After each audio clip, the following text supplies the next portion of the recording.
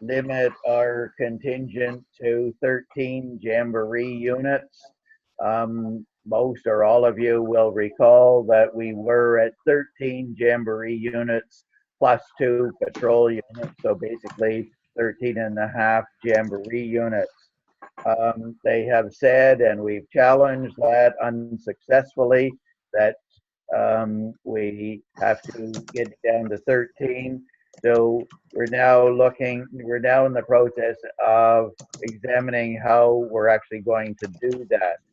I have been working with Jean-Francois related to Les Scouts, and we have reduced the Les Scout portion of the contingent from 8 patrol units down to 7 patrol units. So now we're at 13 Jamboree units plus 1 patrol unit. We need to do the same process for Scouts Canada. We need to identify a patrol unit or patrol units that can be reorganized such that we end up with 1 less patrol unit. So I have sent out emails to you related to this. I was asking for feedback from you related to ideas. Some of you have very kindly given me ideas, and that is great. I have been talking with John Blake, who this is sort of his bailiwick as an engineer. So he and I are very likely to collaborate on this, as well as Jean-Francois and Doug McDonald, as we work towards a solution that works for everybody and minimizes disruption. We were able to do it with Les Scout, and it did minimize disruption there, and the solution seems to be quite good. My hope is we can be as successful with Scouts Canada.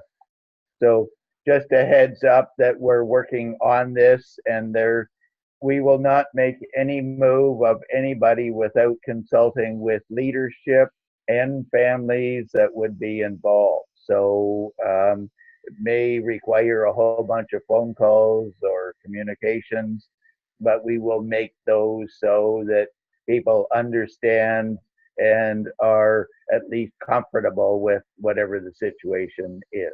So that's where we're at with this, and you will be hearing more in the near term related to it. Any immediate questions before we sign off?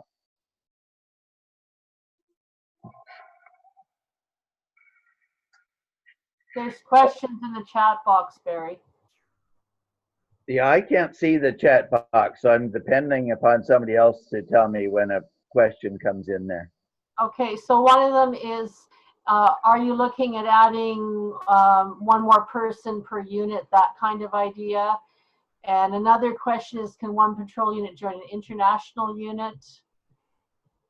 So I think people are just wondering about the ideas. Yeah, okay, I appreciate ideas like that. One thing generally in this kind of reorganization, especially for the youth, is that we would move pairs of youth. So rather than moving an individual youth who might be uncomfortable that he or she is being moved by themselves, we would move pairs of youth, say, that are that know each other and work well together. So, and obviously in the case of a carer and a youth, we obviously have to move the carer and the youth together as well. Someone's concerned that this is a request in bad faith. I'm not sure. I think it's just what the Jamboree organizers are saying, and we have to deal with it. So another one, just I guess wanting to know how soon this might be settled so that crests can be ordered for patrol units. If I knew of a viable solution right now, it would be solved today. I do have some suggestions that I need to look at. I'd like to chat with John Blake related to this as well. And others have given me suggestions. In some cases, I need to speak with them and just make sure I'm fully understanding what they're suggesting. So that's going to take the next few days, but if we could possibly do it by the end of March, we would very much like to do so. On a different note, asking when will the safe from harm training be available for patrol leaders? So there's multiple stages of registration. Some of you have been quite aware that we've been after people to get their consent forms in. Reason for getting their consent forms in is that the Jamboree organizers can't send out the medical survey to everyone until they have all the consent forms. So we're right on the cusp of achieving that. It's been a lot of work, but we are right on the cusp. So the next stage of registration is completing the medical survey. After the medical survey, they will provide a link to the Safe from Harm training to all adults. So that is members of the CMT, members of the IST, patrol unit leaders, and carers. So everybody in a red shirt will be getting the Safe from Harm training link. And so that's also a compulsory part of the registration process. They tend to follow in line, and so so that we don't know the exact timing because they have to complete step 3 before they can go on to step 4. Related to the medical survey, it is not filled out by a doctor. It's a survey of medical situations that affect a person as an individual. So things that they may be allergic to, medical conditions they might have had in the past that could recur, such as say a diabetic condition or asthma, or so various medical conditions that your family doctor would want to know about before specifying a treatment for some condition that developed while you were at the Jamboree.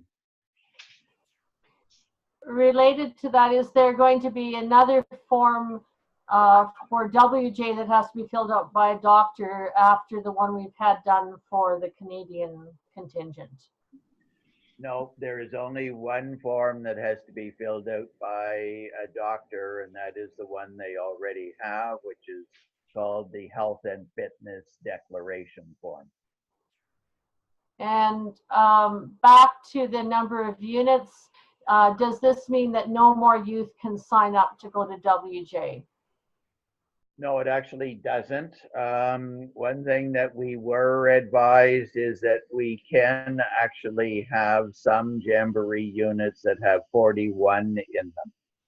I have been saying all along that we can't exceed 40, but we were advised that if we had a few Jamboree units that had 41, they actually would accept that.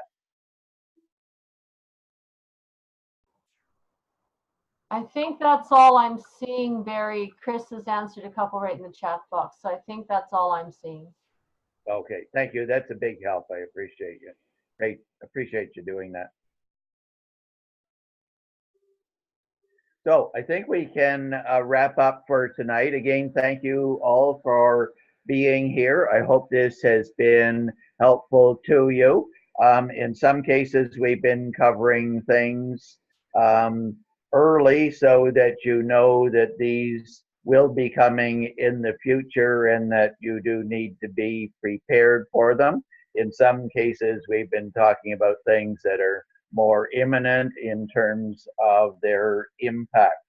I thank George already for being on the call and helping us. I want to thank Lucy for the lead in that she provided for George because she certainly clearly illustrated to us the importance of being prepared, as Baden Powell would say.